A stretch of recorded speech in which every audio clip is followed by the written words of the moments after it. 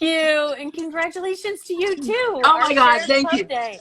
What a great, okay. So I just want to point out how the universe provides you with incredible synchronicities all the time. Absolutely. Because I get to share this with you. And if people out there don't know the backstory, this lady and I were in New York City almost 4 years ago today, or this month actually, and we were all talking about, well, what can we do with this wonderful idea that we have? And look where we are, both of us pub today. How do you feel, Jessica? Oh, I'm so excited, but it's also really surreal, like that it finally, after all these years, is coming true. Like I have to sort of pinch myself and say, yes. It's crazy. You know, I have to tell you, literally, I think most people who do work so hard for so many years to publish a book without words, I think, and with motions that are beyond, I can imagine that that's the case. Maybe not for those, you know, authors who put one out every year and are bestsellers and like whatever, but they probably feel a sense of accomplishment and pride too, because the bottom line is you got to sit down and do the work. And we did, and we have something really wonderful story to share. So let me introduce you, because I think the world needs to know more about you. And I will say this, I loved the picture you posted on your Instagram this morning of your grandmother, Eleanor. That was just beautiful. And the fact of the matter is that the book was inspired essentially by her. So I think that to get to know who we believe Eleanor is when we read the story, it's so amazing to have the picture as well. So thank you for that. And a shout out to my cousin Josh, who provided that picture for me some time ago. He shared it on Facebook. Is this still working? I'm sorry. I see you, but now you're on your side. So if you could put yourself back up again, that would be awesome. Sorry. That's perfect. It's beautiful. I get to say that this is your first IG Live. I'm so excited to bring you on, because this is great, because this is the beginning of a beautiful relationship with social media for you. You'll see. And you'll be able to reach out to so many of your wonderful readers who will want to get to know this incredible author. Suzanne Simonetti says, hi, ladies. Thank you so much, Suzanne. She's also an author of the... I did watch that IG Live you did with her. Yeah, that was amazing.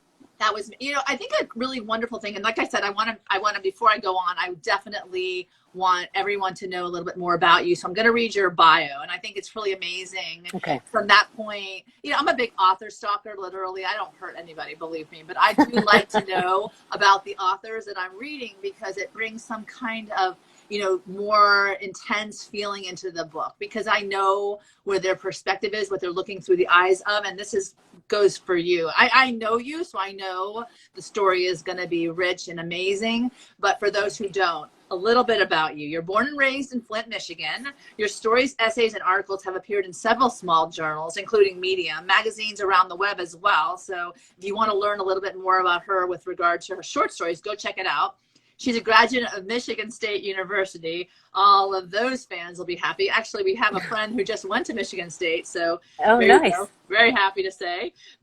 You have variously worked as a teacher, a mom blogger, a bookseller, an office manager, a fundraiser, and a sales rep, among everything. I say other things, but among everything, because Lord knows what goes into each of those jobs is so much more than that one little word that's spoken out loud, right?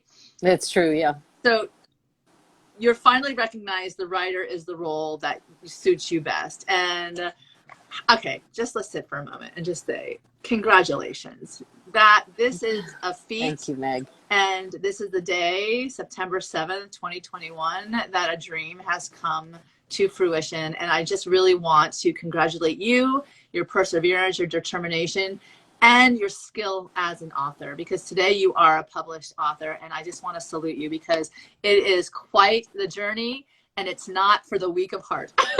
That's true, right? That is absolutely true. Yes. And so thank you so much. I definitely want to go on and you are a big runner, and you are, you know, running along the Hudson River, biking on the vast network of rail to trails in the Northeast, reading, cooking, baking, watching the Yankees, and taking photos of your beloved city. You know, like I said, we met nearly 4 years ago this month, and Lisa's here as well. Lisa was one of our Algonquian, badgers, and Oh, Kelly's here nice. Hi, too. Lisa. So welcome, you guys. I'm so happy to have you. This feels like an amazing reunion of sorts. But Yeah. enough about me. I know it's so good to see you again. Tell us about your new book, Sometimes a Soldier Comes Home. So, as you mentioned, it's loosely based on my grandmother's life, right? She was a young mother of two, and her husband was called to war. He was called later because he was a family man. And while he was away, well, in the book anyway, let's just say it's loosely based, um, she found out she was pregnant with her third child. Um, and her husband was called, and he was my biological grandfather. And he was called in January. I mean, he went to basic training in August, and then in January went to Europe and survived all through the European theater, saw a lot of really heavy conflict, that sort of thing, and was just working guard duty in Germany um, when peace was declared with Japan. And then 5 days later, he was killed accidentally. Wow. So here's this woman with these three little kids at home, and everybody's celebrating, and she just found out her husband was killed. Wow. So, and there's so many stories like that. I have a very good friend whose grandmother, same thing, and she never remarried, but my grandmother did. And we always say that he must have sent him for her, because he was such like a salt of the earth, wonderful man. We all adored him. He was really good to all of us and to her. And so we feel like, it's divine intervention, which is kind of what the book plays into a little bit. So tell me about that. I know that, you have a very magical, realistic kind of side that I love about you. I remember when we were talking about our pitches way back when, right? I want to understand better about your writing journey, because I think that, that element right there, what you just told me about your grandmother's story, you felt compelled to tell it. In addition to the fact of how you told it and how you came to where you are right now. So tell me a little bit more about that. Well, my grandmother never talked about it, right? That's how that generation was, very stoic and didn't talk about their tragedies and that kind of thing. So we didn't talk about it as kids much either. We sort of just go along like you are when you're a kid. And then as I get older, my grandma passed away, and I was very close to her. I was her oldest granddaughter, and we were really tight for a very long time. And I started to think about it after I had kids. What would that have been like to have these little kids at home and your husband's not coming home? So my husband and I reached out on a World War II forum to ask, because we didn't really even know the story of what had happened to Roger, that he had been killed accidentally. And that we got an email back from a guy who was there the day he died. Oh my God. Wait. So told us the story. When was this? When did you reach out to the forum? This was, we're in 2021 right now. So it would have been, my son was born in like 2003, probably. Wow. Okay. So that's how long I've been working on this book. That's amazing. That's amazing. Yeah. So you guys reached out to the World War II forum. Somebody actually responded who was there the day your grandfather died. Who was there? Yes. Wow. And sent a picture of his gravestone to us because he's buried in France. Wow. Yeah. Yeah. It was amazing. It was incredible. Because it was just a story my grandmother never told, and my mother didn't really know the story either. So from that, it was sort of this story of what must that be like? How do you carry on? You have no choice, right? You're a mother, you have 3 children, but how do you carry on like that? And she did. So, to me, it's just like sort of the whole concept of war like that, where the widows are left, or the widowers in this, currently are left holding the bag. They fight for all of the freedom for all of us. And yet some people bear the expense much harder than the rest of us do. And I don't think acknowledge them quite enough for what they give to us, I think that your topic right now is so timely given what's happening. Certainly, after Afghanistan was declared over, but it's not over for the ones that do come home and the ones that don't, and for the families that remain. Tell me a little bit about how the story unfolded for you. So you contact this gentleman, he shows you the gravesite of your grandfather. Yes. Wow. And then what happens? What happens for you? Like, is there a story that was just birthed at that day?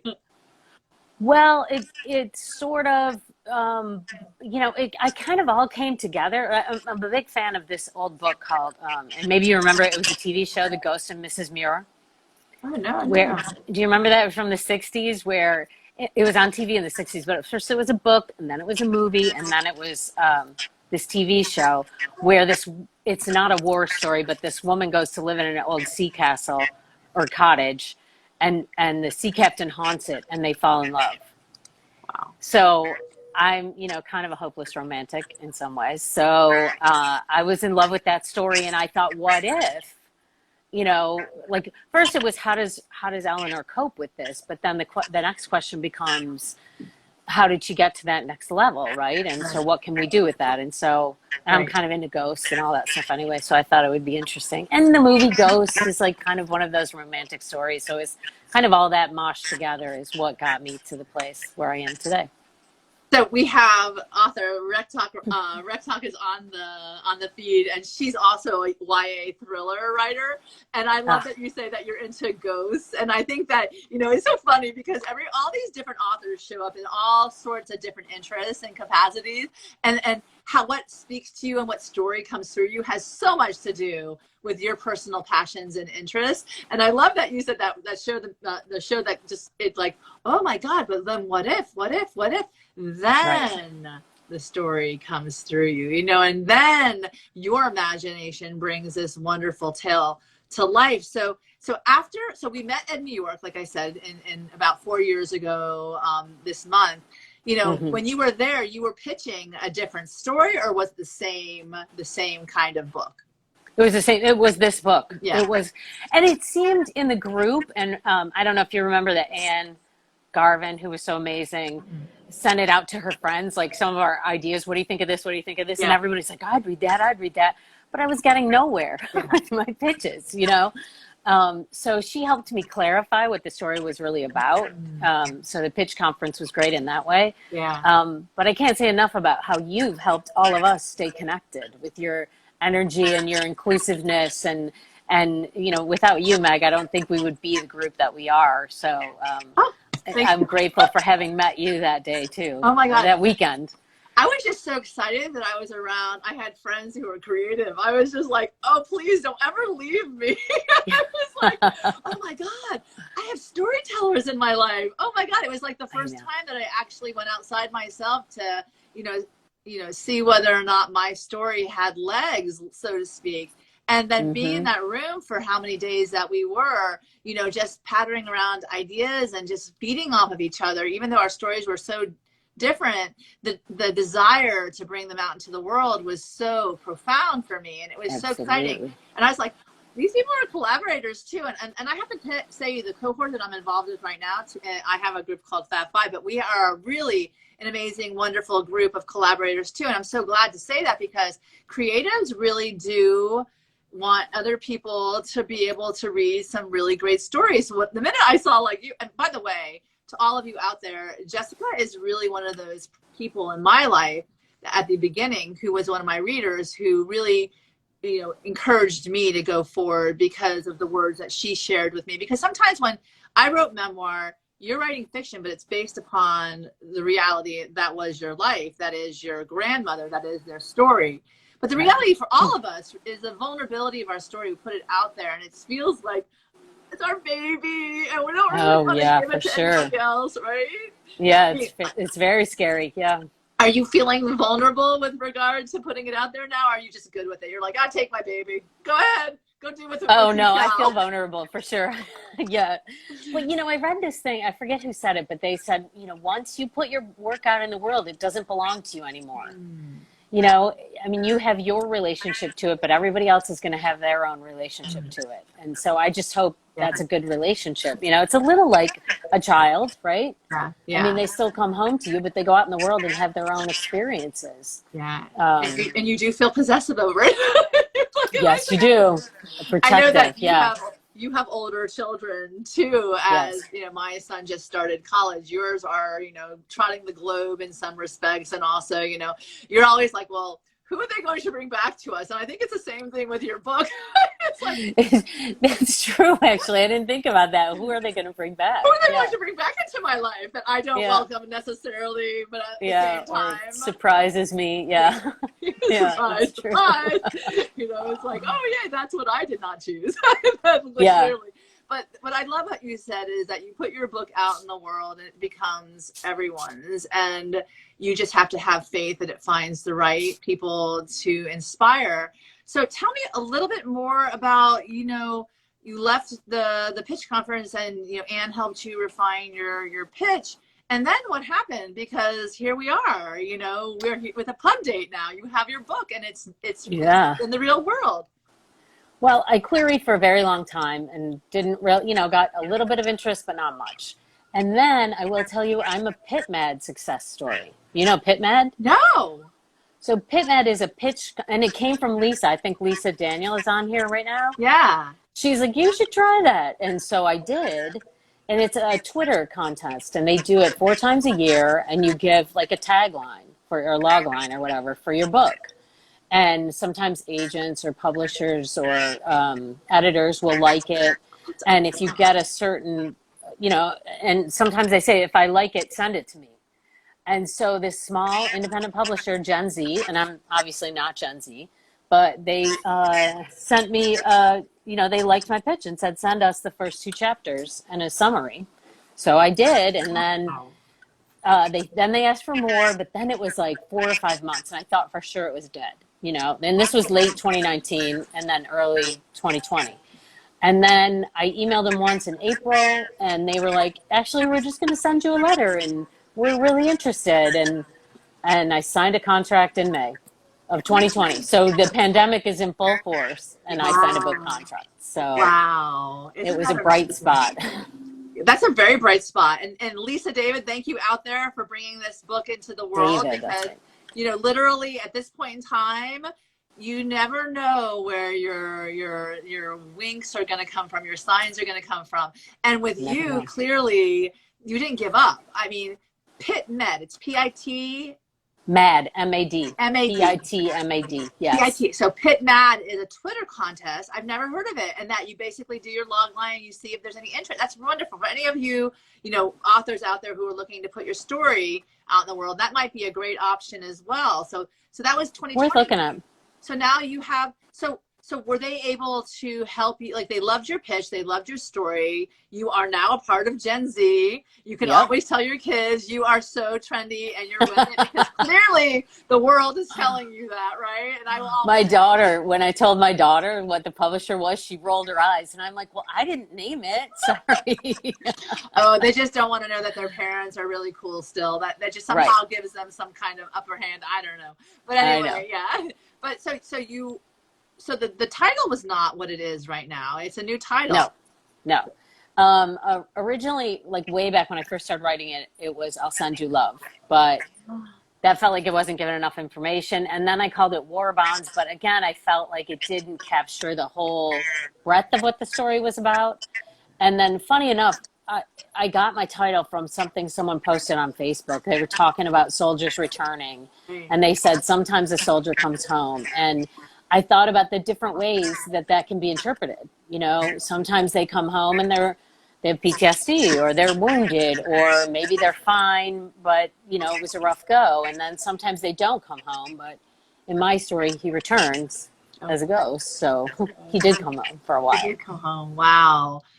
So the publisher, were they a part of the process as far as the editing is concerned and all of the fine tuning and the design? Because you have a beautiful cover. I don't know if you have the book with you. I don't have mine yet. I ordered it. So I don't either. Okay, so I will definitely put up on my feed once again the beautiful cover Jessica came up with. It really is this beautiful star. I would love to know the significance of those wonderful details on the cover. Well, we went back, it was a Gen Z design, but we went back and forth quite a while. I had this idea of like a house with the soldier coming up to it, but we just couldn't come together to agreement on what that should really look like. Yeah. So she came back with an entirely different look. And I don't know if she knows this or not, but that gold star on the front is when you lose someone in a war, they have flags that they give to the family. It's called a Gold Star flag. And there's actually an organization that exists today that's Gold Star families, Gold Star moms, Gold Star dads when they've lost someone in war. Oh, wow. Wow. So it has that significance. I don't know whether the designer knew that or not, but it fits perfectly with the story, because there's a place when they go to war, they did in World War II, they give you a blue star flag. Okay. And I actually have Roger's blue star flag. Oh, you do? Oh, wow. Yeah. So maybe you can post that later. I would love to see it. What an amazing. I plan to. Yeah. I was going to say, it's that be sounds part like of the feed. Okay, sorry, I'm jumping ahead. That's okay. That's okay. Yeah. I know, but that's something I would definitely be interested in seeing, because, you know, a lot of us, well, my father was a part of Vietnam as a medical. He was a medical professional during that time. Was he? You know, and I know so many people by virtue of my very close family friends who have been a part of this particular, war in Afghanistan. And, but you don't really understand, the sacrifice a lot. One of my best friends also, her husband flew Kiowa Warriors, the helicopters over there. And every time, I love her. She's like a sister to me. So every time that they would go, I would be praying, because you never know if they'll come home, like literally. And just the reality, the impact of these stories have on people's lives, like the sacrifice and how important it is because of this great, beautiful vision that we all have to be living in this beautiful country that we live in, Absolutely. The fact that you're delving into a story that, from your own experience, what you understood as being a family member who never got to meet their grandfather because he didn't come home from World War II, which, the greatest generation they served, is just a beautiful, not only, legacy to, give to those of your family who may not know the story, but also a nod to all of them, all the ghosts of the past. And we can't forget what was done for all of us. So how wonderfully poignant the timing is, and how important the timing is. And also the fact that, when people read novels, fiction, it's also an ability to actually see a little bit into what was. So going forward, what was one of your favorite moments creating this masterpiece, other than having that wonderful flag, in memory of your grandfather?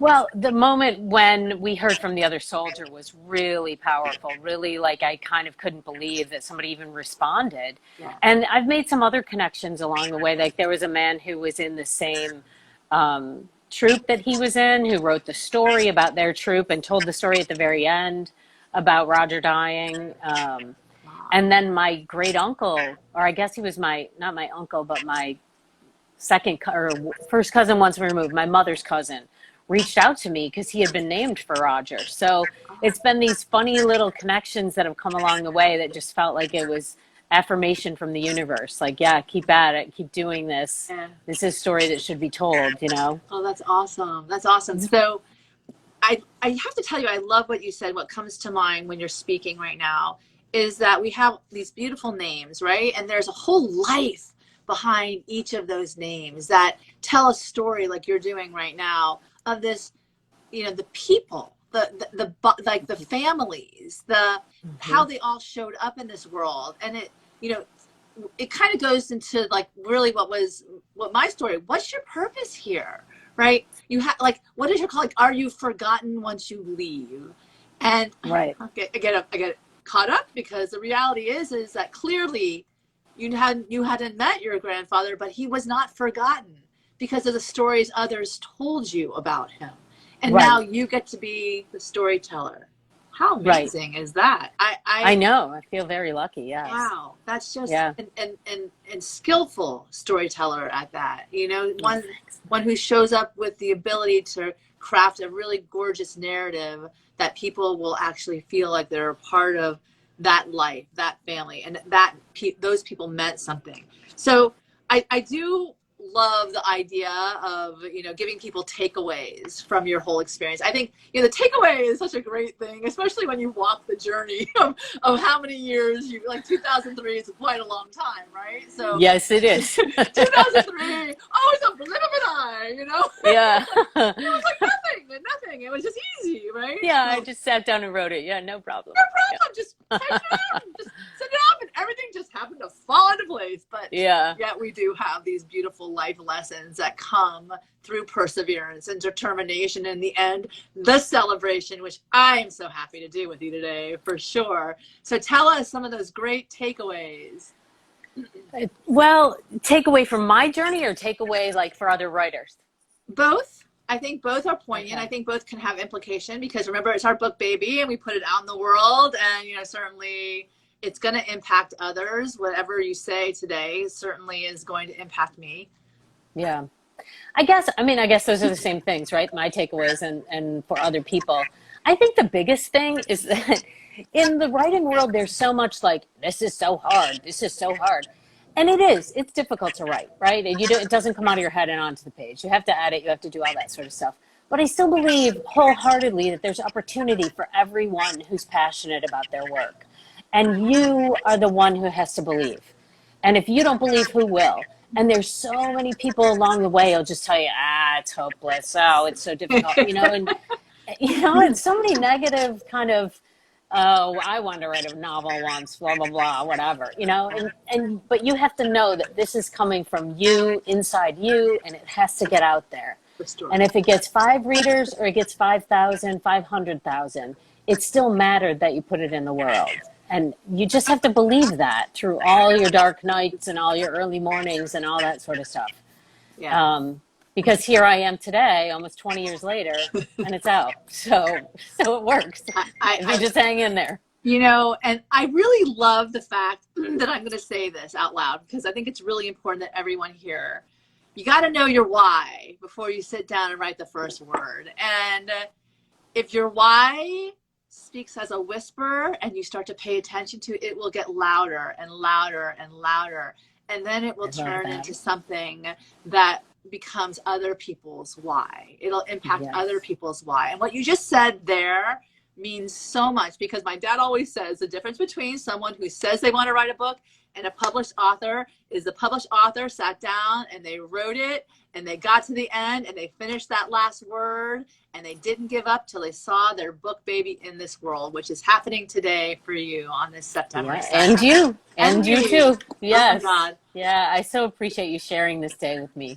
I can't tell you what it means to me, Meg. I'm really grateful that you invited me to be on with you. And I can tell you something that it means more to me than you'll ever know as well to share this moment in time, because for me, it's those faces and those stories behind the names that really, really make my life full and full of purpose. And in many of those circumstances, when it came to, why am I telling my story? I'm like, this is really painful. Every time I read this chapter, it breaks me down again. Makes you cry, yeah. Holy crap, why am I doing this? I turn around and the words that you said to me really stand true, is that I helped you through your healing too. And I'll never forget that. You're right, because when we met, I had just lost my mother, yeah. I'll never forget that. Yeah, and I'm grateful and continues to help me. Well, I am so grateful you're in my circle of authors now published. I encourage all of you to go out and purchase her book. It's on sale on Amazon. Please tell me where other places it's available so people can go out and support you and support the story. And, for those soldiers out there, a lot of people who have come home and people who support in the Wounded Warrior projects, maybe this is something that they can read to feel that they've been heard and seen and that their stories matter. I think that that's true as well. So go ahead, tell us where they can find this book. Well, as far as I know, it's just on Amazon right now. As that changes, I will certainly post and let you know. But at the moment, I think we're just on Amazon. So. And I'll put it on my link so you guys can have access to it as well. So you can go out and grab it and get your copy. I know I'm excited. I'm waiting for mine to show up. I think it's coming the end of this week. So I will certainly be posting in a review. I know what kind of author she is. So I'm really excited to jump in. Everyone's saying this is wonderful. Congratulations. Congratulations, Jessica. I am blessed to have you in my life and certainly blessed to be a part of this community as well in IG Live. Thank you, everybody, for giving us your time today. Remember, books do, in fact, change lives. Great writing stirs our emotions. Just don't feel scared to put it on the page. You can edit often. I still feel that about my life. Write well, edit often, because literally I'm editing my life Absolutely. all the time. Always keep a good editor and a hair colorist in your back pocket, and you're all good to go. So that being said, you definitely look like you could fit in any Gen Z. You're hip, you're awesome, and amazing. Congratulations. Thanks, to you, Meg. Jessica. Welcome to the world. Sometimes a soldier comes home. May it fly with Butterfly Awakens to heights that we can never ever imagine, manifesting beauty. And at that, keep making a difference in this world, because we need good words like yours and good authors like you that get us all to think and start a better conversation. So my love to you. I'll give you the last word. Meg. It's your day.